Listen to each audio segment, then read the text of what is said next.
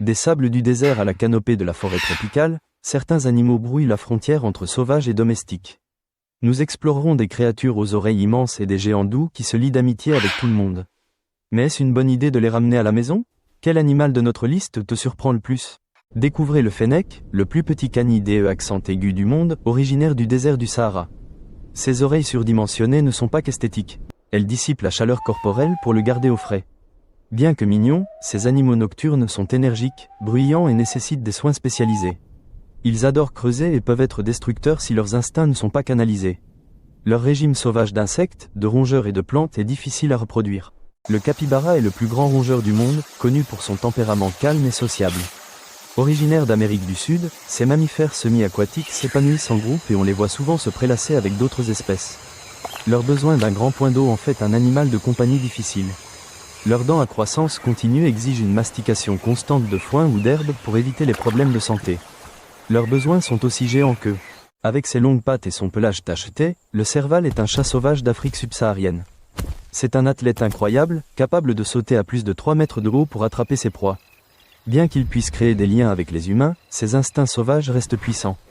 Il nécessite un régime de viande crue, un grand enclos extérieur sécurisé et peut marquer son territoire par jet d'urine. En posséder un est un engagement énorme.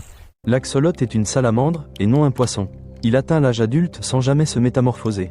Cet amphibien est célèbre pour sa capacité à régénérer ses membres, son cerveau et sa moelle épinière. Ses soins sont exigeants. En raison de sa peau sensible, il a besoin d'une eau fraîche et très propre pour rester en bonne santé. Le phalangé volant est un petit marsupial nocturne. Il tire son nom de son amour pour le sucre et de sa capacité à planer dans les airs. Très social, il ne supporte pas la solitude et peut devenir dépressif s'il est seul. Son régime complexe et sa vie nocturne en font un animal de compagnie exigeant.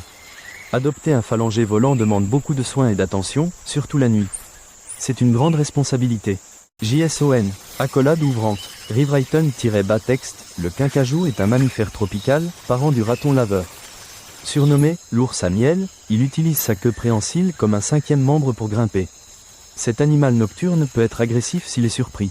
Bien qu'il puisse être affectueux, son régime à base de fruits et son mode de vie nocturne en font un compagnon difficile.